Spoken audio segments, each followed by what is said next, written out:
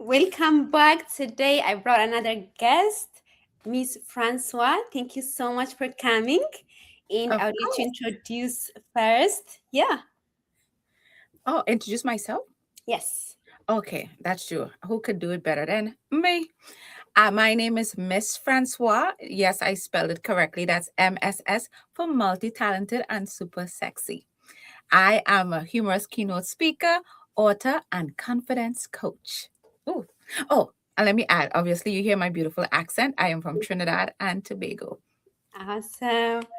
So me and Miss Francois met at District 50 conference and I attended your keynote speaking and also the workshop, and it was the best and I loved it. So I want us to start with the workshop. Let's give the audience a little like backstory. What was it? Why did you choose those specific for the workshop topic?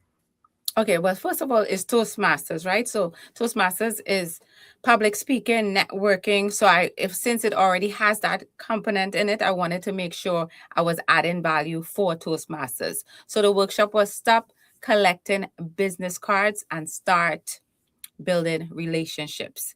Because a lot of times, what do we do? Go to events, we collect business cards, we're all proud that we made all these connections, and then we go home and time passed, and then you feel bad, so you can't call that person. So I just wanted to make sure I put something together where people is focused on coming, having great conversation, providing value. So you're building relationships instead of just collecting business cards. So one of the part that I liked was what do you bring to the table? So when you go to the events, usually don't think about that. Okay, as a person who wants to network, it usually just go to meet new people. You don't have any intentions like this is what I'm bringing to the conversation. At least most people. But like, how do you identify what can I bring to the conversation or the table for that networking event? Because most of the time when people think of I'm going to a networking event, they're thinking about who they're going to meet, who can add something, who can give them something. And that's good. You should know what you're looking for, right? But at the same time, I always describe it like you're going to a barbecue in summer. You're going to Thanksgiving dinner. You don't come by you don't bring, you have to bring something, right? Maybe people let you slide the first time, but by the second and third time, they're going to start talking about you. Oh, Miss Francois, she didn't bring it. She only coming to eat. So you have to be conscious of what you're bringing. And that could be in so many different ways, right? For me, I have amazing charisma. So I'm obviously bringing that. But what values do you have? What are you an expert in? What can you offer someone? And it's just like going to a job interview when someone asks you, tell me about yourself. You have to be able to know who you are and what you're coming and what value you're going to provide for someone else. Instead of take, you just switch it and what can you give?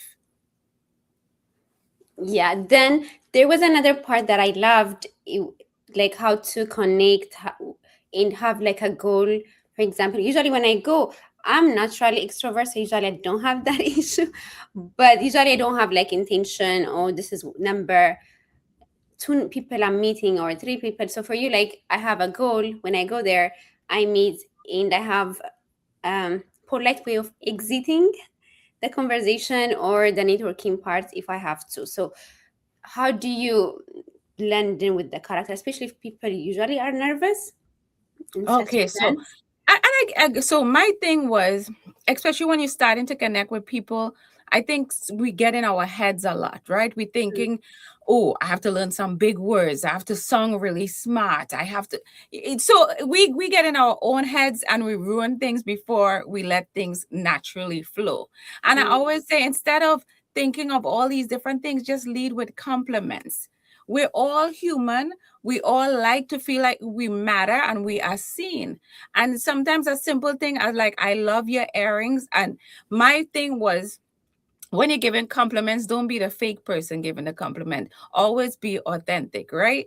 And I think that's still hard for a lot of people, is what your intention is and what is the action behind it gives you that you being authentic. So when I say give someone a compliment, I always say be human, right? Be honest. right? It's because don't, oh, I like your shirt. I love the colors. Like, be specific also. So I like your earrings. Like, what about the earrings do you like? So you, because I have some people that just say, oh, you look so nice, and they walk around. I mean, I always look nice, so I get it a lot. But what on me looks nice, and why does it look nice? So be human, be specific, and be honest. And as soon as you give someone a compliment, most people, what do? They smile, and they're more receptive, and they might actually want to respond to you, and they might be looking for something that looks nice, and they're looking, to form a connection. So Mm. people tend to put their guard down when you give them a compliment. So stop trying to learn all these big words. Just be who you are, and you're going to attract who you're supposed to attract. And keep it professional, right? Sometimes compliments can be out of the way, so it has to be professional. Yeah. Well, if you're going there, then with unprofessional, you shouldn't be in no networking. You need other courses for other things. Okay. And some certain things are so sad that I feel like you have to tell people that. Okay. Then, well, you know what? They won't even last that long anyway. Nobody ain't taking their card. So when we're finishing the workshop, we get to talk that day.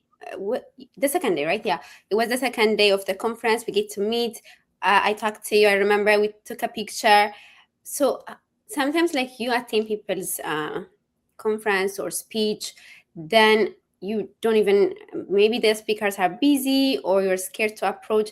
But if we didn't have that connection, we probably wouldn't have this conversation live. You didn't do this live before, so that conversation leads to this one. But most people are scared to talk to the speakers or the organizers. So what do you have anything to say for that, so that they can have a So, longer connection? I mean, it is nerve wracking. I mean, I've been there also, right? I think one of the things is, it sometimes it takes time, because I remember someone was asking me that she was scared of doing certain things, right? Like it was having to do a speech, and I Mm. said, take each day at a time. I like to say not a day, but a moment. So maybe the first conference, maybe you talk to nobody. Maybe you go with a friend. Maybe the friend talks to someone and introduce you to them. Like, I think a lot of times we jump in and we want everything to work out and be amazing, and you make all these great connections and everyone thinks you're amazing. Like, when this the first time, take it easy and don't be so hard on yourself, because we're our worst critics all the time. So sometimes when you go in, you and a friend, don't go in a whole big group, okay? This is not a party, it's a networking. So go with your close friend. It's just like your wingman. That person can help you. Like, sometimes I go with my friends, and sometimes it's like even in the gym, it's nice to have that person there to give you that extra to say, okay, that's not so bad. And think about it. Maybe the first two people you don't say nothing to, the next person you give a compliment. The next person, maybe you pass them a cup, you pass them up. It's simple things. Like, that's what I say, be human. We think too much. Mm. Yeah, that's really true. So the other part was the keynote speaking, and that was very interesting because the clicker was not working that day. Oh Lord. And I don't know what you're talking about. it became effortless, and it was so organized. You make it work. It was orchestrated with the person who was controlling that part. And it goes actually perfect with the topic. It was about resilience, and that was the perfect, it was like a taste and it was exceptional. So yeah, how to handle things unplanned or Well, unpredicted Well, things like first of that. all, I will tell people I am always prepared. So be as prepared as you can. So when things do go wrong, you can be able to pivot. Because sometimes people don't go prepared at all, and then things are 10 times worse. But the first thing is to be calm, right? Because oh my God, the clicker is not working. You know what I dislike the most is when people are on Zoom or they get on stage and they tell you all the issues that's going on. Oh, the lighting is not good. Oh, the clicker is not working. Oh my God, I'm so sorry. Technology is bad. You know, like, okay, first of all, they can see, right? Yeah. But I'm more like, again, I'm humorous, so I go with a little humor, and I'm on stage and I'm fixing it, because I thought, and you have to think fast, because Mm.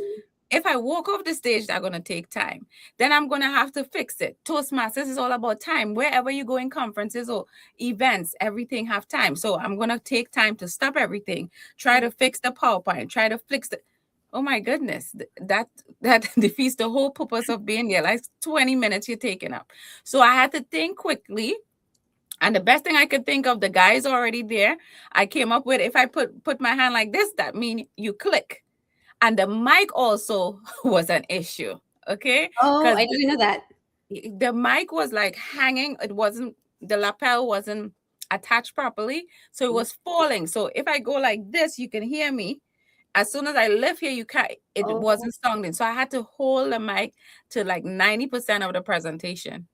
Okay, I didn't even and know I'm that. not gonna lie, like somewhere in the middle, somewhere not in the middle. Like after that happened, I was a little flustered and thrown off, but I make it look easy, right? Yeah, it But looks definitely easy. the best thing about that presentation is when I came off stage, off stage, everyone kept saying, "You practice what you preach.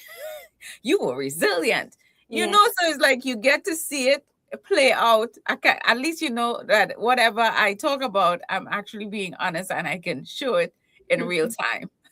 Yeah, to give a little perspective for the people who is not in the conference, you didn't have the laptop nearby you, so you can't click it yourself. So he's controlling it at the door area, so Yes. it has to be someone, or you have to have the remote. So you didn't have the remote, but it Yeah, we were perfectly worked. we the thing is the clicker was working, but we didn't think about the distance. It was just too Mm, far from, so that was the biggest issue. But who would have thought of that? Because we were like, okay, everything worked, the mic worked, we're all good. And yeah. as soon as you walk, the clicker stopped working. Yep. And was the I'm a Toastmaster and I'm resilient, was it some you just came up with that? Someone said it, or What, the my presentation? no, the saying of I'm a Toastmaster and I'm a resilient. Oh, how I came up with the saying? Yeah, you're the one who came up. Okay, yeah. Yes, and the number one reason I came up with it is I am very conscious. Like wherever you go to speak, you have to know who you're speaking to, right? Mm-hmm. So obviously, Pat, I'm a Toastmaster, but I did my research. I know that Toastmasters is going through different changes right now. They're realigning certain things. Clubs are coming together. Some clubs, they not clubs, but some districts, they're discontinuing and forging one district out of two. And a lot of times when those things happen or change happen, people are nervous, they're scared, they're uncomfortable, they're confused. So I came up with that because I wanted them to understand, if we been here for over 100 and something years, we have to continue making adjustments, pivoting, in order for us to be here another 100 years. And for that to happen, we have to be resilient. And it's how you see it. Yeah, I was like, it has to be in the t-shirt. Maybe if I ended up doing t-shirts, I will add your name down. I'm like a 10%, okay? Yeah, 10%. unless you do it first. That's amazing. So, how is your journey? How was your journey about joining Toastmaster, and how did it help your career? So I'm not one of those fancy people like, oh my God, I wanted to better my speaking. I was finishing I think it was my first master's degree. I'm one of those people with all those degrees, right? I was finished my first master's degree, and the teacher was said, "This is when learning actually starts, when you leave college." And she said we have to sign up for a subscription to like a business magazine. So I did Black Enterprise, and she told us we should look for a club to join. So it was between Toastmasters and it had New York MBA, like another club. And the first one I joined, they were a little too stushy for me, right? I just rejoined them back. I'm honest, it was too bougie. But I joined Toastmasters, and the first time I went, I was like, oh, this is not for me. Because this is what I tell people: when you go Toastmasters, shop around, find out the club that you can see yourself in, right? And I went, I was like, the second or third one I went, I was like, oh my God, this feels like home. But when I joined, I was not doing any speeches. What I used to listen, and I remember thinking, wow, they speak well. It had professors speaking, people in all these fancy job titles. And I was like, wow. But when I started speaking, mine was for therapy, because therapy was expensive, girl. And I said, hold up, I could come here, tell these people my business and they encourage me. This is amazing. So when you, and I always tell people, when you think of therapy, think about it. It's you telling someone all your business and they looking and say, yes, you can do this, you can do that. So I was paying $60 every 6 months for therapy. And I think about it, it's a bunch of strangers that can't judge you. Your friends could judge you because they know you, your family could judge you. So it's no judgment. So that's how I joined, for all the wrong reasons.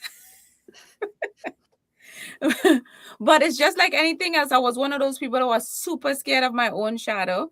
And you always need people to encourage you. The person who was the founder of my club is Emerging Speakers of Elmont. She was the one that encouraged me. My first speech, I called and I said, I changed my mind. I do it next time. And we like family. So it's not like, no, you can do it. She's like, you doing your speech. And I was like, okay. And my first speech, I was trembling. I was nervous. My throat was dry. So when people see me now, I'm like, I had to obviously come from somewhere. And you have to start somewhere. And you're switching different clubs for the first beginning. You're telling us, like, so that as a guest, you don't have to be a member. Right. No, because I tell people, according to Toastmasters, because I try to read all the rules, you can actually visit a club at least twice without paying to decide if that one is right for you. So I always tell people, visit as much clubs as you want to, to have that feel. Don't just join one because someone tell you to join one. And mine is like a nice mixture, nice Caribbean people, nice mixture of age groups, different races. It's a beautiful thing. Yeah, in our club, actually, we don't even ask them to register, even if it's multiple times. It's unlimited visits for our club. No. Oh, no.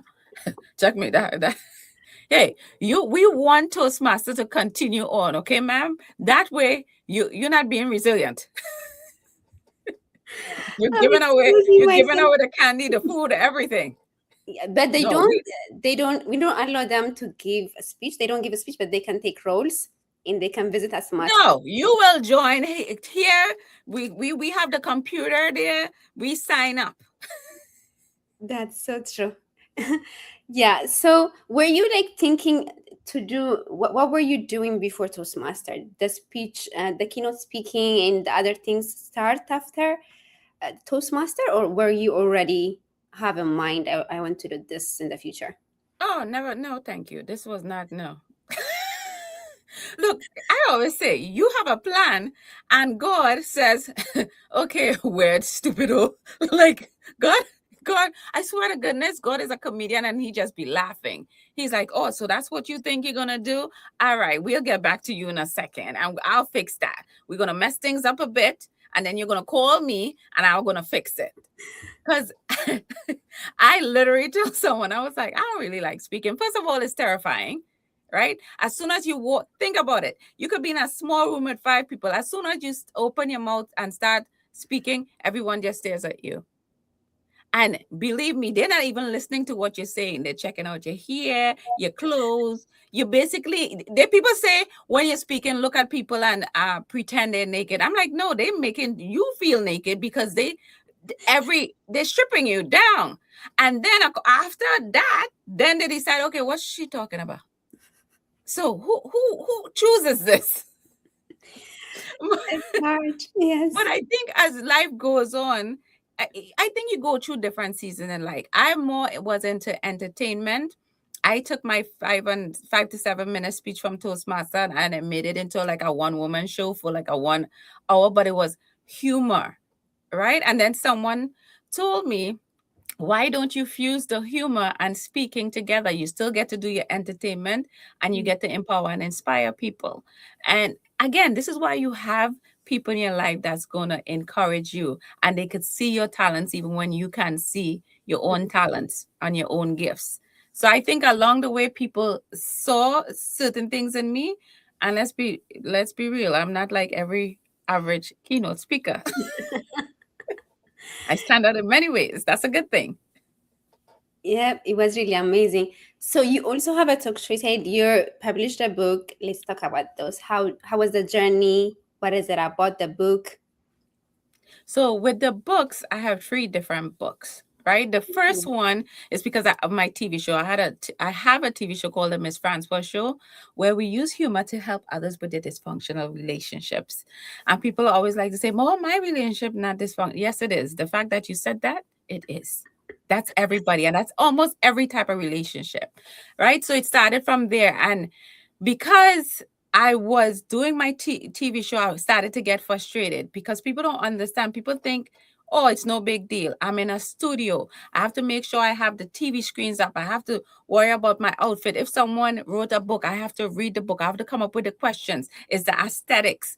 It's making sure that if it's 30 minutes, it's a lot, right? It's all these things you have to learn. It's a whole production, pre-production. And no, people watch your show and oh, that's a nice show. But you don't know how much weeks I took to prepare for that. And I remember being frustrated, and I had a coach at the time. Get a coach, get some mentors, because I was one of those people that were like, I don't need that. You need that. And she was like, if you're so frustrated, but you know so much about it, why don't you help other people? Figure it out. At least it would be easier because when you don't, it's not like I came up in media. So I learned as I went along. So I made it much more easier. It's called Lights Camera Launch, to be able to do your own TV show by utilizing the me in team. Because people always Wow. go, there's no I in team. I'm like, there's me. And you have to start with you in order for you to attract the other parts of your team. Mm.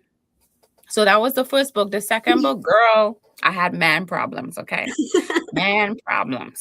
Okay. So the second book is called Let That Man Go. Okay.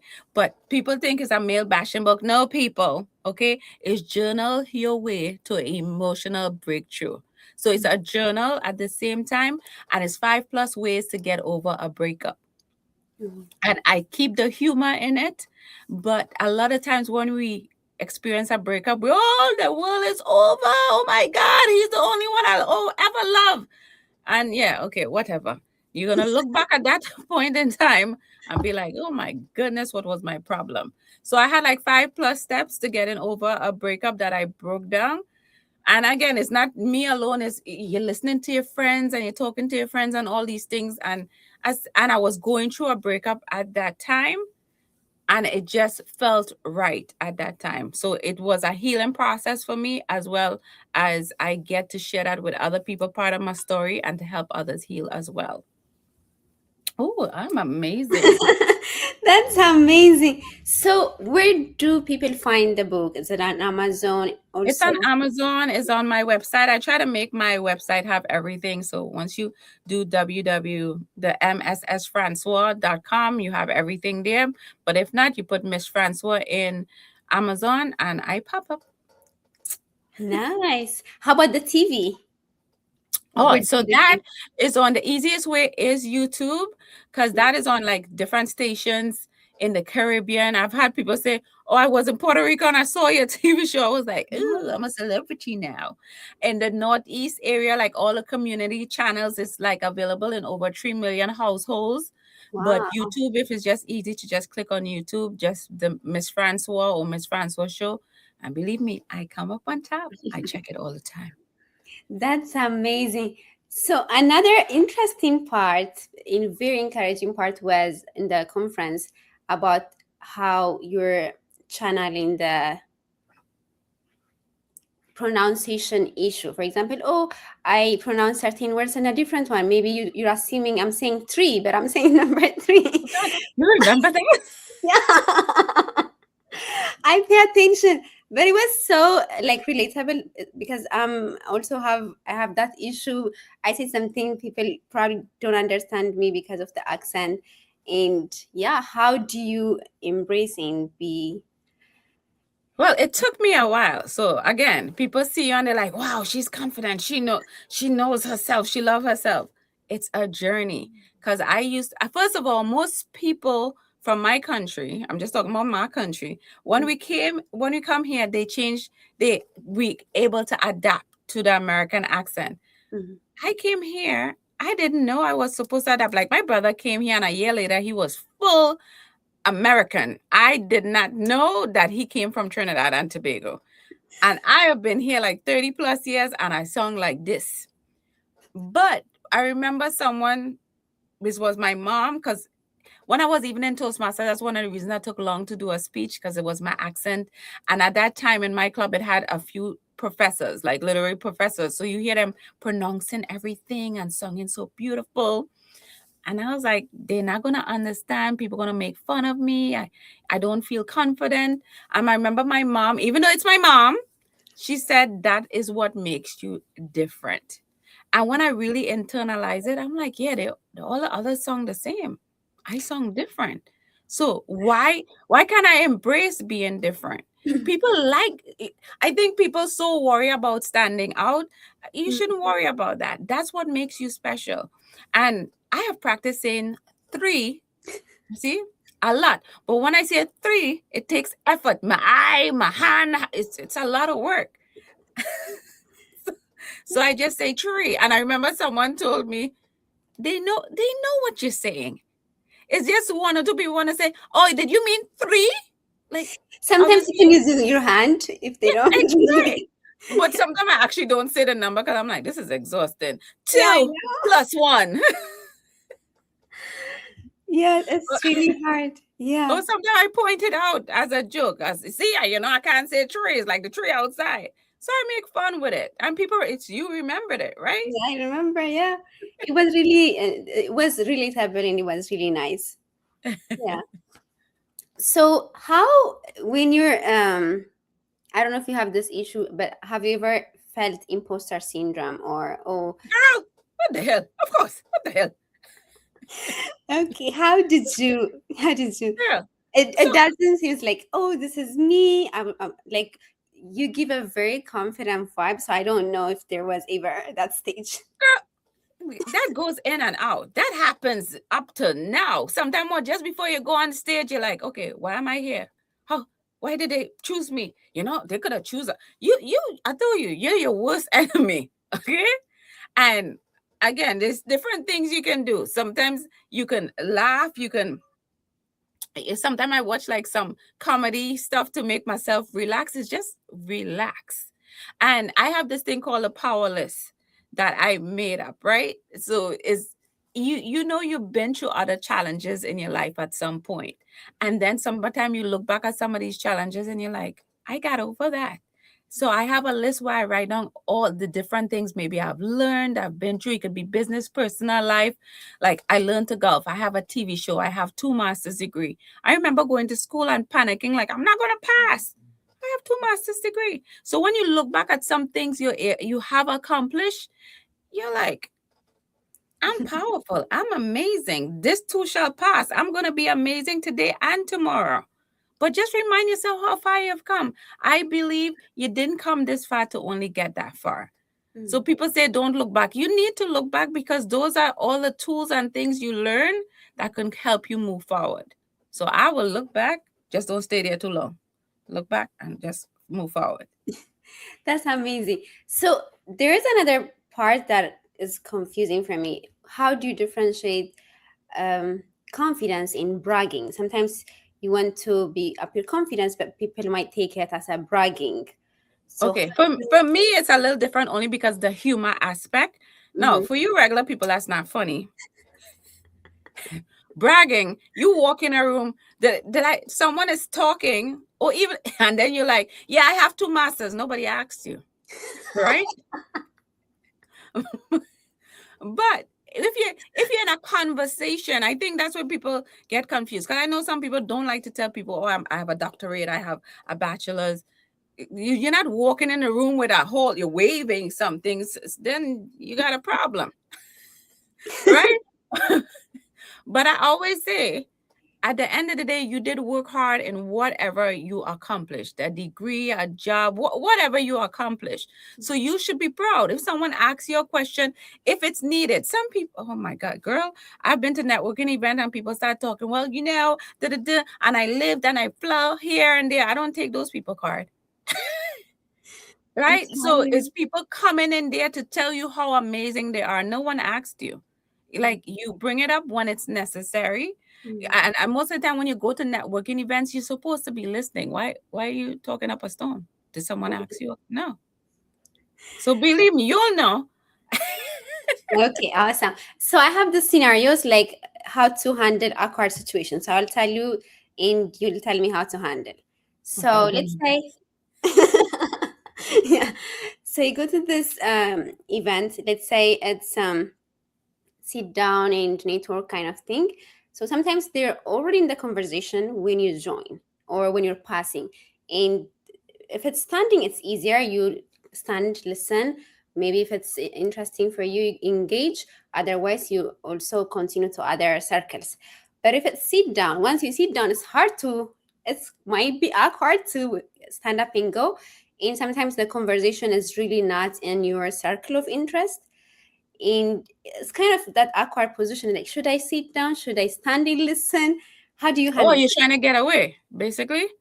No, you don't know yet, you don't know the conversation yet, but you want to listen and see.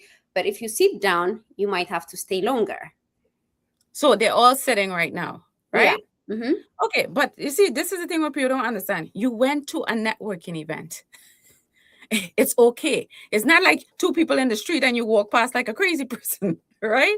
So most of the time people are okay. You can pass by. And sometimes I have done this. I mean, I have an amazing personality. So according to always add value. They talking about something, you add value. Not boast about yourself, but you add value. And people would, whatever circle it is, they naturally open up to let you in. Mm. Right? But don't walk be like, yeah, I know. No.